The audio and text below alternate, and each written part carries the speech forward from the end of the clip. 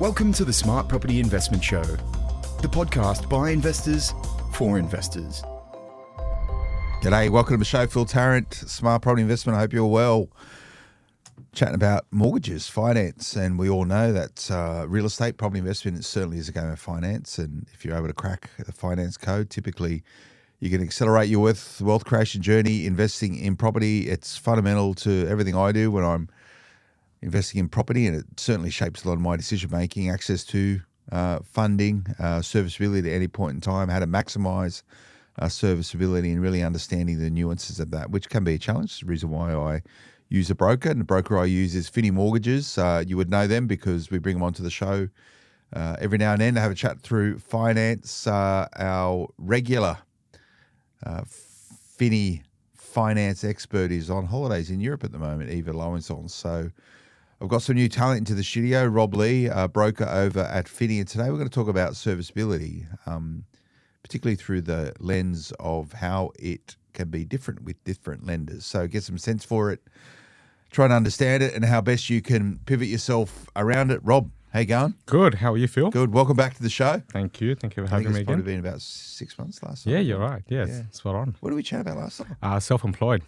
That's right. Yes. Yeah, that's probably a serviceability thing in that in itself, but yeah, I guess I can also incorporate some of that into today's conversation, but we'll focus on today's topic mostly. Yeah, serviceability. So everyone's talking about potential for rate cuts in the next, the announcement is about to be handed down in about a week or so. Yeah, next week.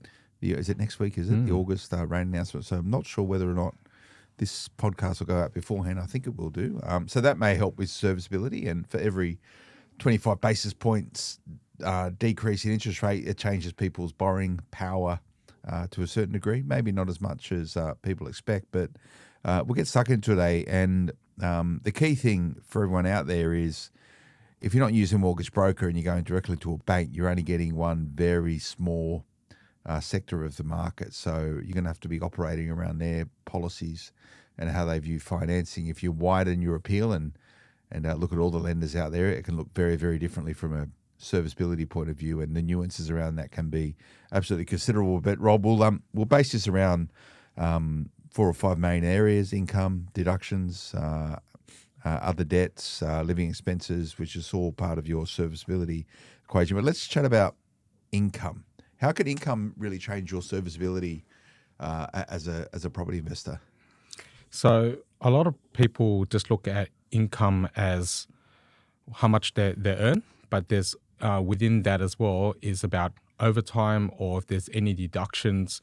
And given that we're in the new financial year, a lot of people would have received pay rise, and take into account with the new interest rates that's been that we've seen changes in the recent months, that also changes in terms of serviceability as well. Just looking at, for example, overtime, some lenders look at shading at 80%. Some actually take a whole 100% of the commission and overtime, or some also average it over the last 6 months as well. So just depending on the broker's understanding as to where you can take it, and also providing the option back to the client.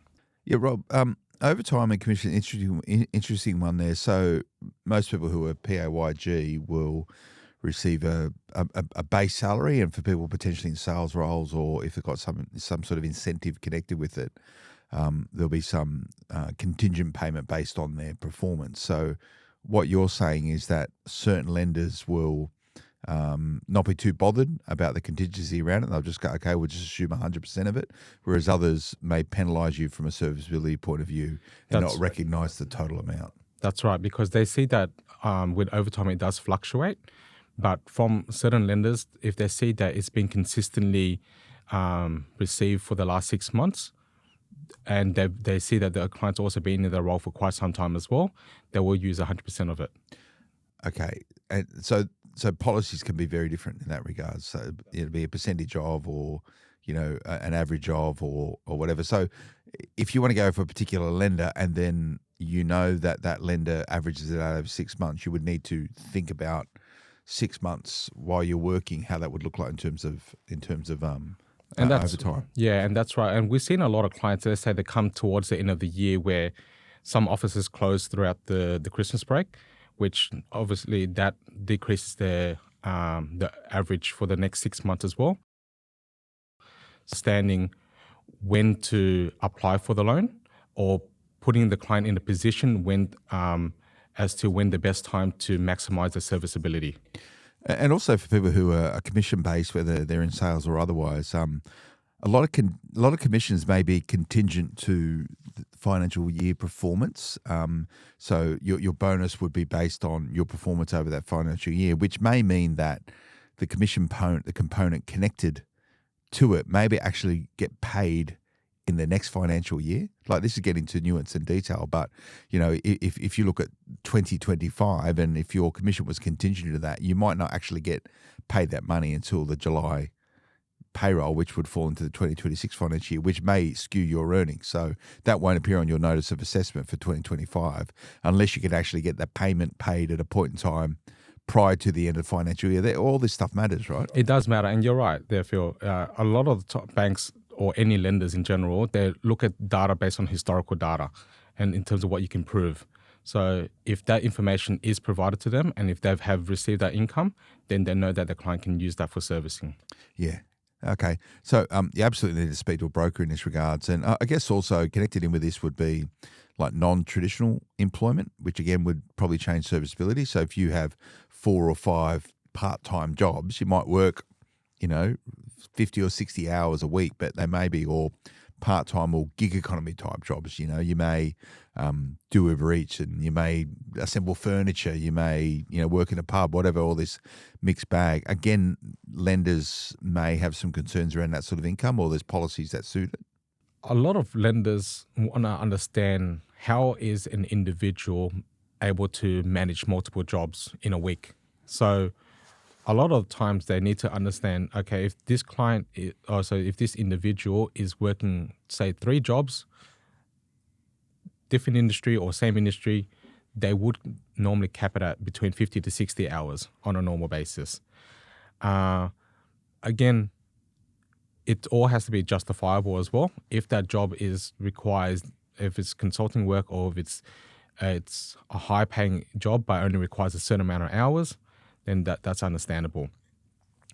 At the same time, if they are transitioning between jobs as well, so let's say they're from one casual to another casual,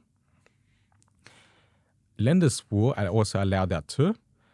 They can also take an average of the last 6 months between the 2 casual position, and they'll work out how much they would earn on a per week basis and pro rata over 48 weeks. Yes. Okay, so they'll slice and dice it and try and sort of blend it to get an understanding of employment. And if you're changing employment, as long as you have a good history of continuity in your employment, typically they'll allow that transition without too much of an issue. That's right. So most lenders like to see that the client's staying in the same industry. If they are to change industry, they want to see there's a small gap, or there's no gap at all. They also at times they want to see that some lenders would want to see that you've been in the next role for at least 6 months. Some only require you to be there for at least a month to show at least two recent pay slips. Okay, and then really outside of maybe if you're a PAYG employee, you get your base salary and potentially you may get commissions or overtime on that. If you're casually have multiple jobs, you can show your ability to earn. The other real income aspect most people have would be rental income from property. So you've either got a portfolio with rental income, and that may be positive, so that would contribute to greater serviceability. But lenders will also take into consideration, if you're securing an investment property, what the rental income is of that new rental properties. That will come into the serviceability equation, but not all lenders take 100% of that. And that's correct? Right, yes, Phil. Some lenders take it at 75%. Some lenders even take it up to 90%. Now, that's on a long-term rental. So in terms of short-term rentals such as Airbnb, some lenders take it at 65, 70%. We've even had lenders take it up to 80% as well. So it's about really understanding which lender will be able to maximize your serviceability. Okay, so if you can present a property for purchase that the lender will finance, and if you're putting, say, 30% down, a 70% lender, or even 80%, depending where you're buying. It may be close to being positively geared, assuming the rental income that comes off it. So will they ever look at that in a bubble or in isolation? They'll price some risk into it, but if you can put and secure properties which have reasonable yields on them, that should really increase your serviceability capabilities to some degree, yes? They will, that's right. Now, most lenders will still cap at a certain yield, depending, but if there is evidence that this property does have the ability to earn that much, yes, they will take into account for servicing. So when you're servicing a client, then will you ask what's the key driver for you? Are you happy potentially to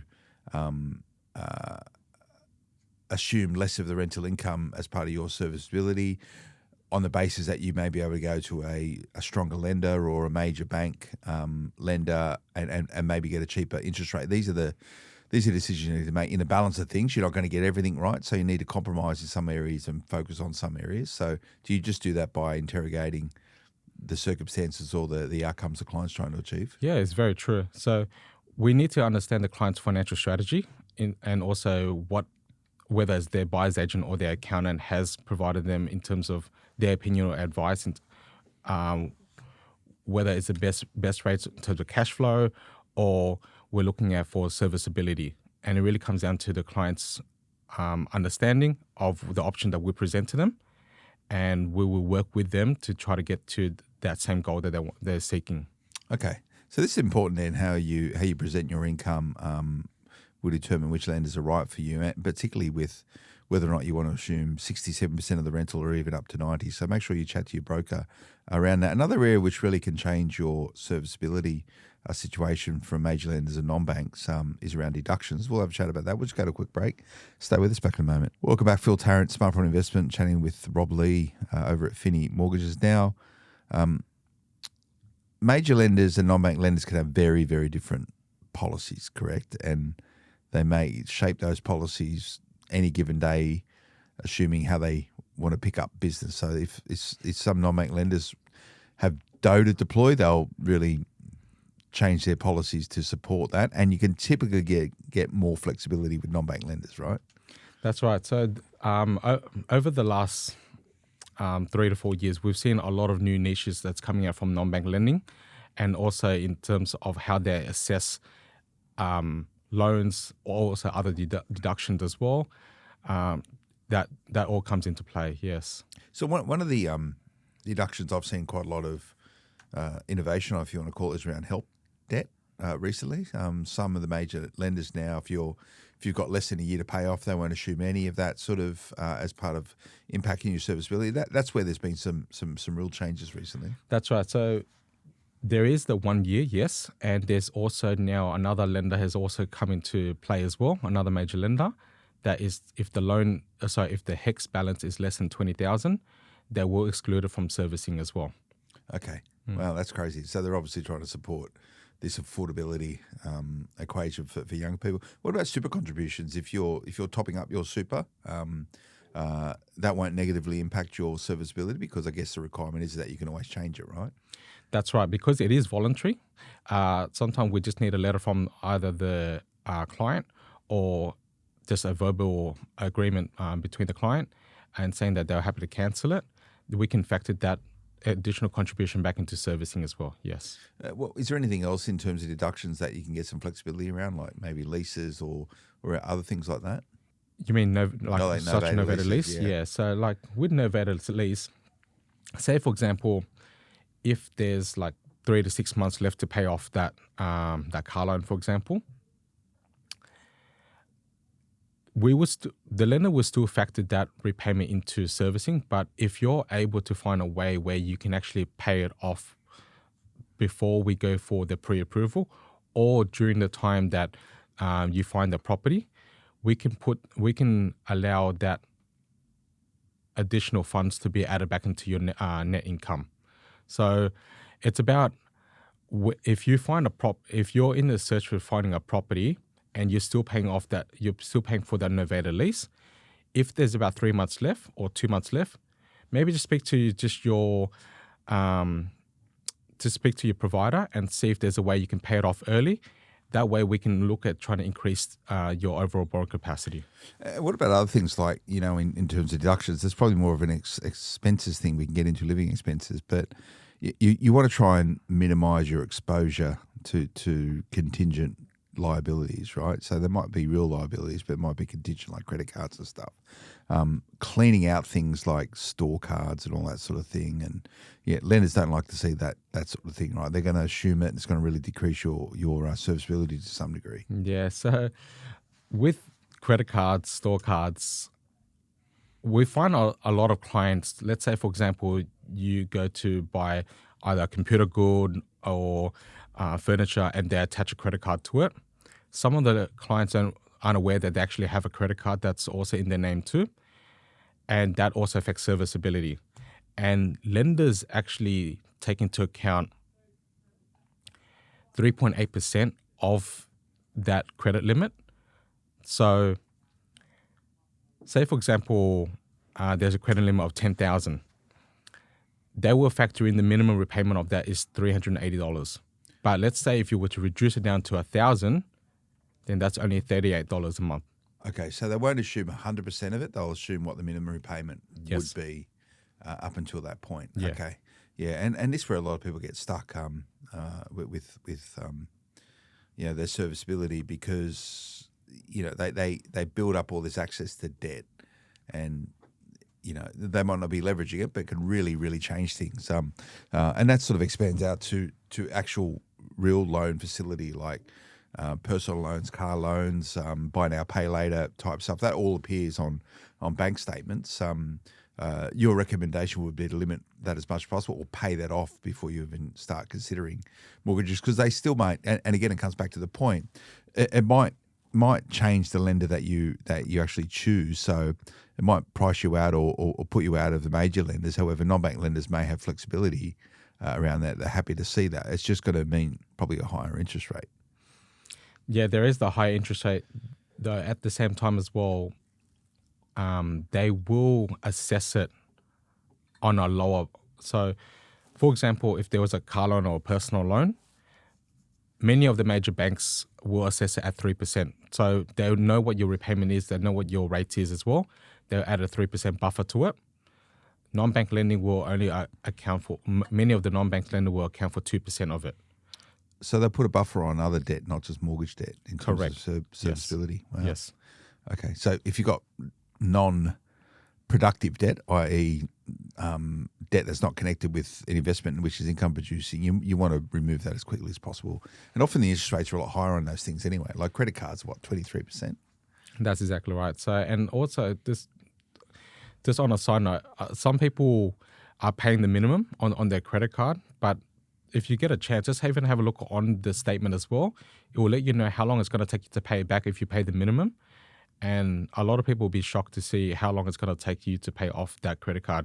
So we've seen a lot of clients just coming to us and either getting cash out just to pay off that credit card.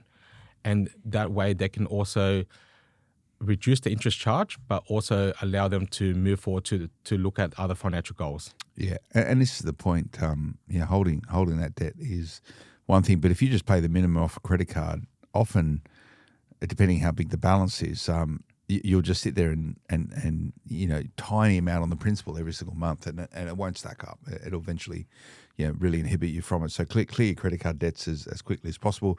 We're going to get out of the break. I want to chat about living expenses. We'll do that when we come back. Welcome back, Phil Tarrant, Smart Property Investment, chatting with Rob at Finni Mortgages. Now, Rob, there's sort of some misnomers around this. A lot of people think, when I get a mortgage, I'll start curbing my expenses, which doesn't really stack up with the banks. They actually like to see action before they'll issue you money. So you want to try and present yourself as best as possible. And let's remember, it's not like banks don't want to give you money. Banks are in the business of lending money. They want to find reasons to issue you dough, but they want it to be have a certain sense of efficacy with it and get paid back. So if you spend the time 3-6 months to really clean up your spending habits and your living expenses, that go a long way to increase your serviceability, can't it? Absolutely. We've seen a lot of clients come back, let's say in January or February, And some of them are discretionary expenses, like let's say gifts over the Christmas break or New Year's, or there might be certain sports bets or TAB, which that also hinders on their serviceability. So sometimes we have those clients come back, let's say after three to 4 months, and we'll review it again, and we can see that they're in a better position, and then we'll put forward their application. So how long do you need to show changed lifestyle or spending habits in order to give confidence for you to lodge a loan with a lender? Most of the time, we will need minimum to see is 3 months. Yeah, just to see that there's been a change in behavior, or there's an average of what their expenses has been for the last the last 90 days. Yeah, okay. So get rid of Uber Eats, get rid of all that spending. Well, what about lenders don't like to see you taking cash out either? Does that get flagged? That's true. So a lot of other cash out or round numbers that gets taken out, it needs to be justified as to what these are for. Yeah. And a big red flag for a lot of lenders also is when they see that take it out, let's say at a pub or anything like that, which kind of triggers as to what this is actually for. Yeah. So don't if you're going to take money out, don't take it out at the pub. I'm not at the pub advising you. ATM. But they'll see it and they go, well, that's either for drinking or gambling, right? And sports bet accounts, they probably don't like that, do they? Exactly. Yeah. Yeah. Though if with sports bet, again, it is, they do allow to some extent, as long as it's within a parameter, as part of, some people look at it as a form of entertainment, but it's a minimum. Yeah, and again, lenders want to do the lending, just responsible lending. Just responsible lending. Yes. And what about buy now, pay later? Does that make them nervous? Those sort of things on statements? It does as well. It's like, so if someone is on a decent income, why is this person resorting to either buy now, pay later sort of services, and yet they want to apply for a home loan, as an example? Yeah. So again, it's about speaking to us for us to understand the situation, and we can look at as to how we can put this application forward, or see which lender is the best suited for them as well. So just to summarise, then, you really need to have a strategic plan around increasing your serviceability. It can really amplify your ability to access finance, or more of it, so you can invest in potentially different areas or more often. Yeah, that's right. We've had even a couple of clients, let's say a husband and wife as an example, they both want to go, they're thinking about both going on the loan, but only one of them is going to hold the title. Now, if we take them both on, then they'll also have to take into account both their liabilities as well.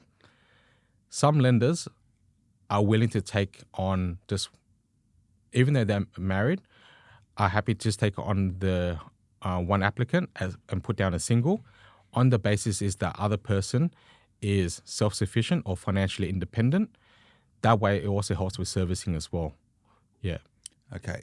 Or you can increase your serviceability potentially by putting two people into the serviceability equation, and or investing alongside of someone else, right? I agree. Yes. But again, if you're investing with a friend or a colleague or a brother or sister, whatever it is, that can really inhibit your serviceability as well. If they're not financially sophisticated enough to keep a clean sort of personal balance sheet, right? That could really inhibit you. Yes, and it's good that you mentioned that as well. With brothers and sisters, let's say you live in different households as well, lenders also factor in as two separate households, whereas they understand husband and wife will share expenses, living costs as well, and that also helps with serviceability. Whereas when brother and sister, the serviceability is a little bit different from a lender's point of view. Okay, and who is like non-bank lenders probably have the widest parameters around policy when it comes to serviceability. You're probably going to pay a premium on the interest rate, but if you get rejected potentially for serviceability from a major bank, you should always consider a non-major, correct? That's correct, yeah. We've had a lot of clients, mainly investors, come through to us and they look at their serviceability, but they still want to be able to achieve the property in this current market as well. So they'll look at a non-bank lender, and then in 6 to 12 months' time, we will review it, or if they find themselves in a better position, we will see if we can move them to a major lender. Yeah, so that's what a lot of people will do. They'll be, for whatever reason, not be able to access mainstream lending at a more favourable interest rate. So they'll acquire their next property with a non-bank, and the strategy will be to get to a point where either the equity increases and they can refinance at a different LVR position, or serviceability increases. Effectively, they can move to a non-bank. And there's also serviceability when you start getting a lot more sophisticated in around trust-based lending, right? So you can actually increase your serviceability. You might be stuck personally, so therefore maybe you can move into an SMSF, or you might be stuck personally and you may be able to sort of pivot into a trust-based structure, correct? Yeah, that's right. So we've seen a lot. We've seen a lot of clients nowadays, they are buying more in the trust setup. That way, when we look at their personal financial position, depending on the situation of the trust, if it's positively geared or if it's self-sufficient, yes, we can exclude that debt. And also in some instances as well is, let's say if there's other debts they have in the company, but if it's already shown on the financials, we can exclude that debt as well. Okay. Yeah. And there's a lot to it, is there? Yeah, there is a lot to it. And even if I can just touch on briefly also on principal and interest only, a lot of clients find that with interest only, yes, it is lower repayment, sometimes better for cash flow. Again, people do it for certain reasons, whether that's been advised by their accountant or financial planner. But let's say they go for interest only, let's say for 5 years. The bank review it as though it's going to take you 25 years to pay it back, because the first 5 years is just the interest component. Whereas if you're paying principal and interest, although the repayment is higher, they know that the repayments you're paying down the principal at the very first day. And that also helps with serviceability as well. Or even sometimes they have existing loans that's 23, 24 years. If the plan is not to hold it for long term, and if we can help them with cash flow, we would also look at reverting them back to a 30-year loan term, reduce those existing loans, so it can help with future lending too. You need a good mortgage broker to navigate all this sort of stuff. So thanks, Rob, for coming in and explaining that. And we're only really just scratched the surface there. Everyone is absolutely unique. You need to know all the details to do your job properly. Rob, what's the best way for people to find you if they want to have a chat? Yeah, so you can visit our website at finni.com.au. You can book in a time where any of us, and we'll be able to go through, look at your serviceability, look at what options are available to you, and discuss what other investors are also planning as well. Okay, nice one. Go and check it out, everyone. Finni.com.au. That's FINNI.com.au. Hope you enjoyed that.